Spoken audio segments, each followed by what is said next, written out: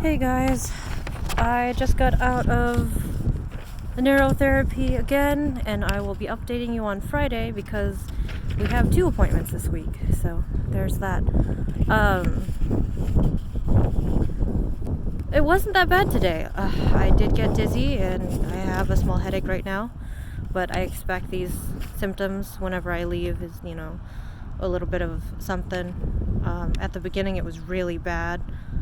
Afterwards, I'd have bad headaches, I'd feel dizzy, I'd get nauseous, but now it's just I'm a little dizzy and I have a small headache. And I know that if I sit down and just wait a little bit, I'll feel better. So during neurotherapy today, I had to do some multitasking while standing on this blue thing. I absolutely can't stand this blue thing now. I don't know what it's actually called, but it's supposed to help you figure out balance. There's just this blue block, and it's like a cushion, sort of. It makes it difficult to balance, but not super difficult. When I first experienced dealing with this blue thing, and eventually I'll figure out what it's called. But the first time I dealt with it, I was at the concussion doctor for the first time, and they were testing me, and I was doing really bad with my balance, standing flat-footed. Flat-foot? I don't know which one's right. Anyway, standing like that, and then after she figured out my balancing issues without the blue thing, she was like, okay, now you're gonna stand on this, it's gonna make it a little difficult to balance. And I was like, but I was already having difficulty balancing, so like, you're setting me up for failure. And she's like, no, you'll do fine. I was like, I don't think so.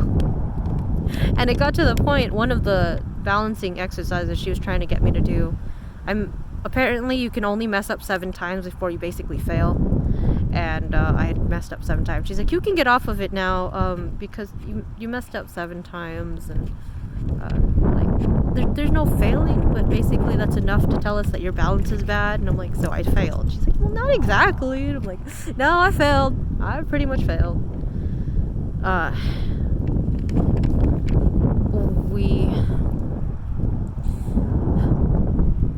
I do like this therapist that I get to see occasionally, because it's usually between 1 to 3 people that I sit down with, and she's really nice. We're always like able to sync and stuff. I imagine she's like a Gemini. I don't know. I'll ask, I guess. I think that might be a weird question to ask her, but I don't know. It's just because we click easily. So I think that's neat. We sometimes get off subject, but it's I enjoy it, being able to talk about stuff, not just only doing whatever exercises they tell me to do. It makes it to where I actually look forward to going to these. It's like I don't hate doing this stuff. I know that it's there to make me get better. It's a slow process, but I'm going through with what they say. They told me that I need to do visuals at least twice a day, and their idea of visuals was like a certain amount of exercises. But I talked to them, and because of my reselling stuff, I've been sorting magic cards, and when you do that, you have to look at text, you have to look at certain symbols, you have to look at little details between each card, and it takes like seconds. And I told her that, I've been doing that, so I'm using that as my visuals now instead of the exercises, because I just thought I'm not saying the exercises were weird, but it was just a realistic way to implement it into my activities. And the last neurotherapist said that that's fine, and she said also that that's okay, because I'm actually doing visuals. I also told her that I'm trying to watch like one YouTube video a day, like one reseller video, which I learn different stuff from people. I'm currently focused on 4 people because I don't want to get, jump out too much on multitasking. But I'm taking each video at a time, and I'll try to be doing another video today with that stuff. If you guys didn't know or didn't see my last video, I started reselling after I got fired from Stripes. Oops, I wasn't supposed to say where I got fired. Oh well. Anyway, after I got fired, and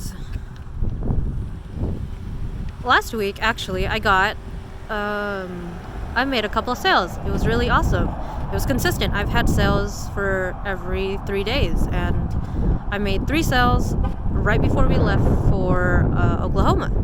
So I had to package it while I was in Oklahoma, and I actually sent it out when I was in Arkansas. Now the funny thing about that is we had to go look for a FedEx because one of those orders was really big. Okay, this FedEx was we couldn't find FedEx. Like, we'd put it into the map, and then we'd end up in an empty lot. And then, Alan was just telling me, I don't know if we can find FedEx or not. And I saw across the street from where we thought a FedEx was, a FedEx truck. And I was like, there's a FedEx truck right there. Maybe there's a FedEx. And so we got over to the truck, and there wasn't a FedEx. And I was like, oh no. And I told him, you know what? Just wait here. Let's see if he shows up. She's like, I want to wait for the driver. And he's like, are you serious? I was like, I'm serious. So, the FedEx guys come out, and I'm like, hey, excuse me. Where's the FedEx located? And he goes, do you need to drop off a package? I'm like, yes. He's like, does it already have the posting stuff? Is it labeled? I'm like, yeah. And he's like, well, I'll take it. And I'm like, really? He's like, yeah, I'll take it. And apparently they might have a FedEx there, but what he told me was to go to this post office place, which consists of different types of post offices, and you drop it off there, and then they give it to whoever needs to grab whatever. So I was just glad I found that guy, because I was like, I don't know where a FedEx is. I'm confused. Arkansas, what are y'all doing? Why do you have these FedExes here? And it's an empty lot. That's it. But also, my customer had said that FedExes are also in Dollar General. Now, from San Angelo, Texas, I worked at Dollar General at some point. We don't have a FedEx inside Dollar General. That's weird. But, if you're not from my city and you have a FedEx in your Dollar General, tell me, because what? Y'all actually have them out there? Anyway, so I feel like, every day I'm getting better a little bit, inching forward. I'm able to not brain dump as much as before, but I still brain dump. I told the therapist that, because they describe brain dumping as mental fogginess, and apparently people tend to describe this situation as mental fogginess, like they're in a fog. But I don't understand that comparison. Now, the way that I see it is, I was in the Philippines and I was trying to learn 4 languages, and people would talk to me in these different languages. And I would learn a little bit of each. So I would end up mixing my answer in these 4 different languages with these people. And they'd be laughing because, they understood me. But they were like, no, you have to say it all in one language. And I'm like, I don't know. I know the word for this in that language.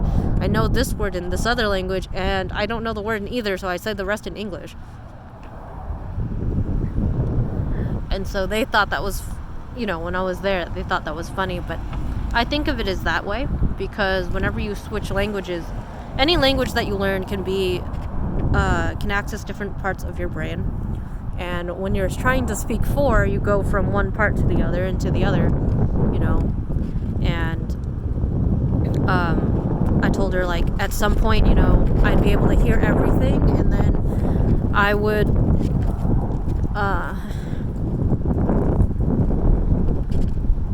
I'd be able to hear all 4 languages.